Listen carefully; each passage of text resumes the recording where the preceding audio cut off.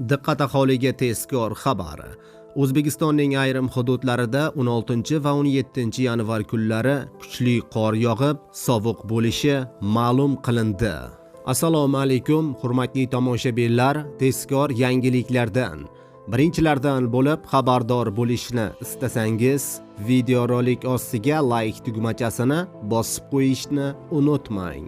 Qoraqalpog'iston Respublikasi va Xorazm viloyatida havo bulutli bo'ladi, ba'zi joylarga qor yog'ishi, tuman tushishi mumkin. Harorat kechasi 2-7 daraja sovuq, kunduzi 2 daraja sovuq bo'ladi. Buxoro va Navoiy viloyatida ba'zi joylarga yog'ingarchilik, yomg'ir, qor bo'ladi. Havo harorati kechasi 3 daraja sovuq, kunduzi 2 daraja sovuq bo'ladi. Toshkent, Sirdaryo, Jizzax va Samarqand viloyatida ba'zi joylarga yog'ingarchilik, yomg'ir, qor bo'ladi. Tuman tushishi mumkin.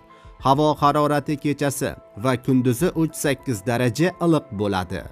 Qashqadaryo va Surxondaryo viloyatida havo o'zgaruvchan bo'ladi. Ba'zi joylarga yog'ingarchilik, yomg'ir, qor yog'adi. Havo harorati kechasi va kunduzi 3-8 daraja issiq bo'ladi. Andijon, Namangan va Farg'ona viloyatida kunning ikkinchi yarmida ba'zi joylarga yog'ingarchilik, yomg'ir, qor bo'ladi. Ayrim joylarga tuman tushishi mumkin. Shamol sharqdan 7-12 metr/sekund tezlikda esadi.